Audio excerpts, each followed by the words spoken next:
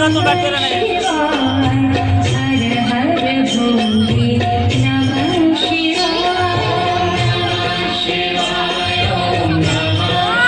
बुद्ध, बौद्ध और बौद्धिकता मनुष्य जीवन के 3 ऐसे आयाम जिनसे साक्षात्कार के लिए मनुष्य निरंतर प्रयासरत रहा है। एक ऐसी यात्रा जो मनुष्य को कभी न कभी करनी पड़ती है।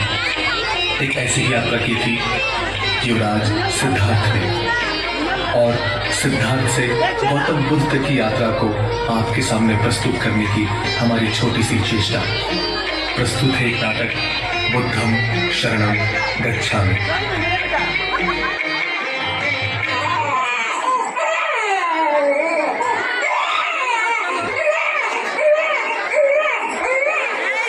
राजा की जय हो, राजा की जय हो। धर्म गुरुओं को प्रणाम। सदा सुखी रहो राजन, मैं बहुत प्रसन्न हूँ। सब आपके आशीर्वाद से ही है गुरुदेव। पुत्र प्राप्ति की बधाई हो। धन्यवाद गुरुदेव। अब ये हमारे राजवंश को आगे बढ़ाएगा। नहीं राजन। क्यों?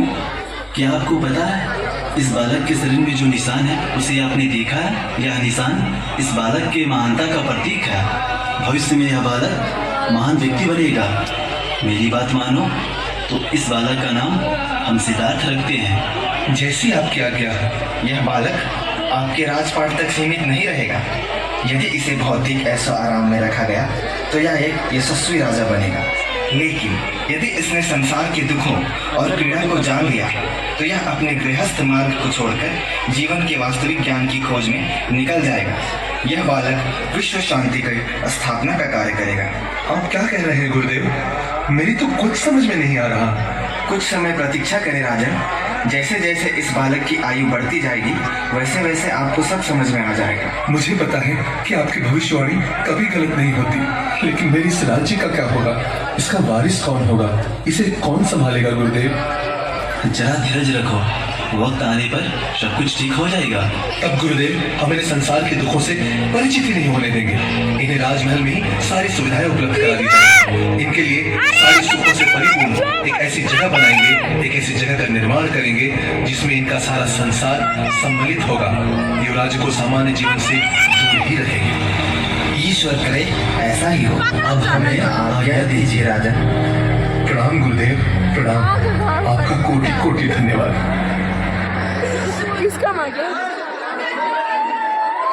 समय बीतता गया और सिद्धार्थ बड़ा होता गया। उसे बाहरी संसार के सारे दुख दर्द से दूर रखा गया। वह महल नहीं बड़ा हो रहा था, वास्तविकता से दूर उसकी एक अपनी ही दुनिया थी जहाँ सांसारिक दुखों का कोई नामो निशान तक नहीं था। एक दिन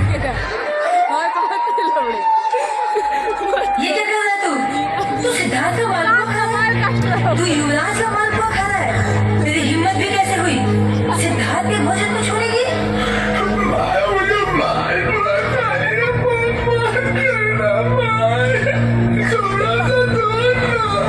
सिद्धार्थ से भी तो लग रहा है उसका माल को खाएगा। वो युवराज है, युवराज। इसे क्षमा कर दे युवराज, इसने भूलवश आपका भोजन खा लिया। अरे इसमें इसकी भूल क्या है? महाराज, मेरे पूरे महीने की भी कमाई इतनी नहीं कि आपके एक पहर का भोजन करा पाए इसे। ऐसा क्यों? क्योंकि हमारा संसार आपके इस संसार से बहुत अलग है महाराज। कैसे अलग? हम और तू एक ही तो है। और इस प्रकार पहली बार सिद्धार्थ के मन में ये बात घर कर गई कि ये कैसी दुनिया, ये कैसा संसार जिसे मैं नहीं जानता। और उसके मन में यह कौतूहल चलता रहा। क्या हुआ राजन? आप इतने चिंतित क्यों लग रहे हैं? इस दुनिया में कुछ तो ऐसा है सारथी जो हमें दिखता कुछ और है और वास्तविकता कुछ और। हाँ, क्यों? इसी प्रश्न का उत्तर खोजने कल हम नगर भ्रमण कर निकले। जैसी आपकी इच्छा राजन। सिद्धार्थ के राज्य भ्रमण की बात सुनकर राजा ने सारे नगर में ऐलान करा दिया कि उस दिन कोई भी दुख पीड़ा वाले व्यक्ति बाहर ना निकले। वृद्धों को बाहर आने की सख्त मनाही कर दी गई।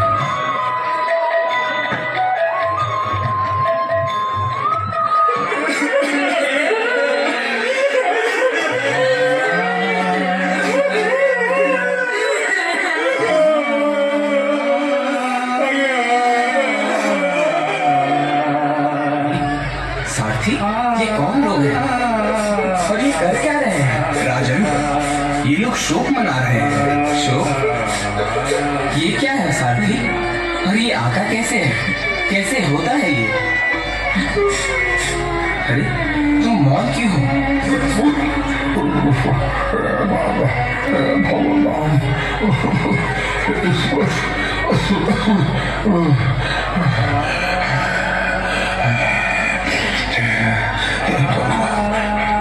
सारथी, ये कैसे मनुष्य हैं?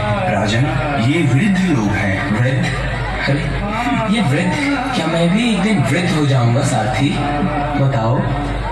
अरे तुम फिर से मौन हो गए। राम नाम सत्य है, राम नाम सत्य है, राम नाम सत्य है, राम नाम सत्य है, राम नाम सत्य है, राम नाम सत्य है, राम नाम सत्य है, राम नाम सत्य है, राम नाम। सत्य है। अरे साथी, ये लोग कहाँ जा रहे हैं? और इनके मध्य में ये लेटा हुआ व्यक्ति कौन है? राजन, वह बीच में सोया हुआ व्यक्ति मृत व्यक्ति है। ये मृत व्यक्ति क्या होता है साथी? जिनकी मृत्यु हो जाती है वो मृत्यु व्यक्ति होते हैं। सारथी, तो ये मृत्यु क्या है? सारथी, फिर से मौन? तुम बार बार मेरे प्रश्नों का उत्तर क्यों नहीं दे रहे? तुम मौन क्यों सारथी? जवाब दो, उत्तर दो सारथी। मैं क्या जवाब दूं राजन? अरे गौतमी माँ, तुम्हें वापस लेने आई हूँ। पूरा कपिल वस्तु तुम्हारा इंतजार कर रहा है सिद्धार्थ। वहाँ की गलियाँ, प्रजा, तुम्हारी पत्नी और तुम्हारा वो बिखरा पड़ा राज्य तुम्हें वापस लाने को पुकार रहा है सिद्धार्थ। बिना राजा, बिना स्वामी के राज्य वाली प्रजा की आंखें बस अब सिर्फ अपने सिद्धार्थ की राह तक रही है, ताकि शाक्य काल के शुद्धोधन के राज्य को फिर से एक मजबूत किले के रूप में खड़ा कर दे आके हो। हे सिद्धार्थ, अपने मार्ग पर चलते हुए भी तुमने अपने कर्तव्यों का निर्वहन किया। जब जब तुम्हारी जरूरत पड़ी, तुमने अपनी पत्नी को पुत्र का सुख देकर अपने पति होने का कर्तव्य निभाया। अपने पिता के मरणोपरांत उन्हें मुखाग्नि देकर अपना पुत्र होने का कर्तव्य निभाया सिद्धार्थ। तो फिर आज सिद्धार्थ, जब तुम्हारे राज्य, तुम्हारी जननी कर्मभूमि कपिल वस्तु को और सारे लोगों की जरूरत है, तो इस कर्तव्य के निर्वहन के लिए क्यों नहीं चल रहे सिद्धार्थ? अपने इस माँ के लिए क्यों नहीं चल रहे सिद्धार्थ? सिद्धार्थ,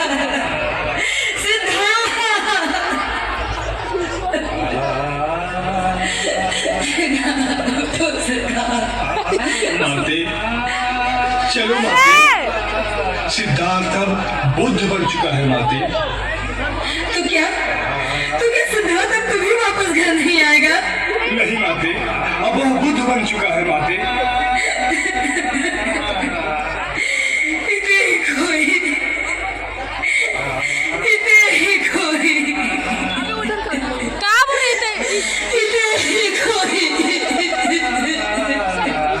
चलो माते,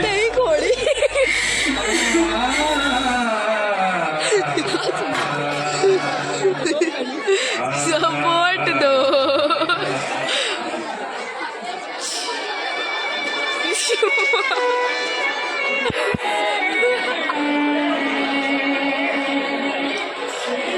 भाई पकड़ो, सपोर्ट दो, पकड़ो, लो छोड़ो। महात्मा बुद्ध ने अपने ज्ञान से अनेकानेक भटके लोगों को सही राह पर लाया। उनके ज्ञान से समाज के भटके हुए लोग सत्य के मार्ग पर चलने लगे। उन्हीं में से एक था अंगुलीमाल। उंगली डाल।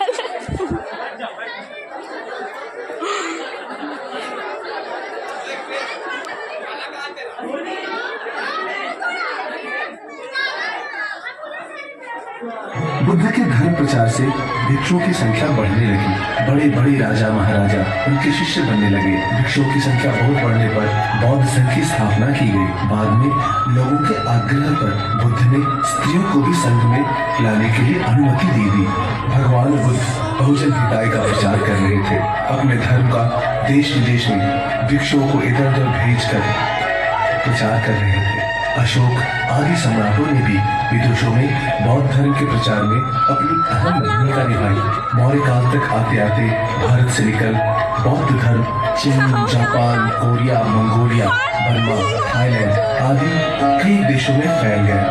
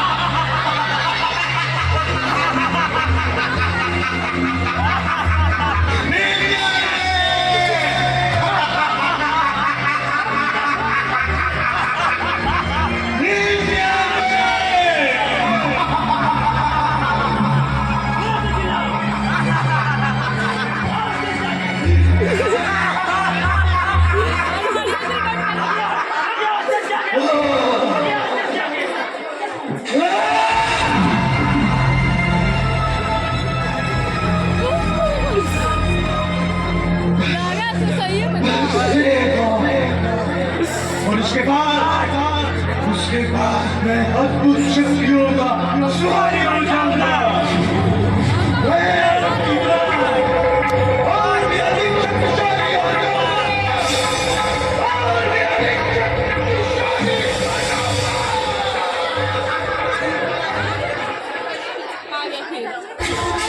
प्रभु, लास्ट है ये।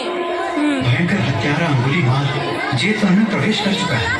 कहा जाता है कि वो लोगों की हत्याएं कर उनकी अंगुलियों की माला अपने गले में पहन लेता है। बोला बोला अभी अबे रिकॉर्डिंग हो रहा है। हो गया खत्म। रिकॉर्डिंग हो रहा है। काम होगा चिल्ला दे। काम खत्म हो गया। काम खत्म हो गया रे। ए सन्यासी, रुको! रुक जा सन्यासी! सुनाई नहीं जाता तुम्हें? मैं तुमसे कह रहा हूँ रुक जाओ, लेकिन तुम हो कि चलते चले जा रहे हो। मैं तो बहुत पहले से ही रुक गया हूँ अंगुलीमाल, पर एक तुम हो कि रुक ही नहीं रहे। कौन है ये सन्यासी? लोग मेरा नाम सुनने मात्र से डर कर कांपने लगते हैं, परंतु ये बिना किसी अस्त्र शस्त्र के इस वन में आने का साहस। अब हुआ अहिंसक। इसे तो मेरा सही नाम भी पता है। सन्यासी, तुमने अभी कहा कि तुम बहुत पहले रुक गए हो, लेकिन तुम चलते जा रहे थे। तुमने कहा कि रुकना मुझे चाहिए, तुम्हें नहीं। इसका क्या अर्थ है? अंगुलीमाल, हमने बहुत पहले ही ऐसे कर्म करने बंद कर दिए जिससे किसी भी प्राणी को पीड़ा पहुंची। परंतु एक तुम कि रुकने का नाम ही नहीं ले रहे, पाप पर पाप किए जा रहे हो, लोगों को पीड़ा पहुंचा रहे हो। बहुत लंबा है अभी। अब तुम्हें रुकना चाहिए। 10 मिनट रे। अंगुलीमाल, हाँ? प्रत्येक प्राणी जीना चाहता है, सभी मृत्यु से डरते हैं। हमें अपने हृदय में सभी के प्रति दया और प्रेम का भाव रखना चाहिए, अरे कांदा ताकि सभी का जीवन अरे नीचे सुरक्षित रह सके। अरे परंतु नीचे जब करो लोग ना मुझसे कर दो। इतनी घृणा करते हैं, तो मैं उन पर क्यों दया दिखाऊं, प्रेम करूं? फालतू मार के बैठ जाएगा। वीडियो बंद कर। परंतु कुछ बुरे मनुष्यों का दंड सभी को देना ये तो उचित नहीं।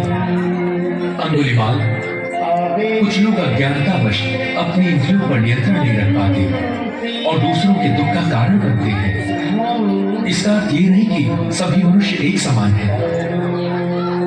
अंगुलीमाल, क्या तुम कभी किसी भिक्षु से मिले हो? भिक्षु सदैव दूसरों की रक्षा के लिए कार्य करता है। वो इस विषय पे कभी नहीं विचारता कि किसने उसके साथ क्या किया है। करेगा ये लोकेशन। उसकी दृष्टि में सभी एक समान है। तुम भी ऐसा कर सकते हो बनते। Target with disperse. क्या छोड़े आपने मुझे बनते कहा? समोसा चाट खाएंगे हैं? मुझे आज तक किसी ने इतने प्रेम मॉल का पैसा और इतनी विनम्रता से नहीं समझा। वीडियो बन रहा, बात मत कर। सदैव लोगों की पीड़ा का मानना। यदि तुम अपने हृदय से पाप घृणा और हिंसा की भाव मिटाकर मेरे बताए रास्ते पर चलने के लिए तैयार हो जाओ, तो तुम्हारी रक्षा का दायित्व मेरा होगा अहिंसा। मैं तैयार हूं गौतम। तो प्रण करो कि आज से दूसरों की सेवा ही तुम्हारे जीवन का लक्ष्य होगा।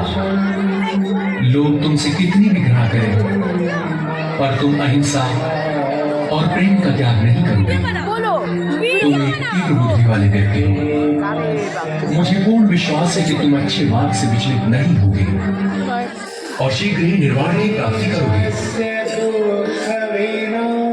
मैं सौगंध लेता हूं गौतम कि मैं आज के बाद कोई बुरा कार्य नहीं करूंगा। प्राणियों की सेवा करना मेरे जीवन का प्रथम लक्ष्य होगा। मैं आपका अनुयायी बनकर आपसे प्रेम और विनम्रता से पूछूंगा। मैं आपसे याचना करता हूं गौतम कि मुझे अपना शिष्य बना लीजिए।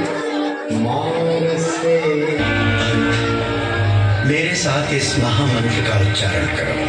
बुद्धं शरणं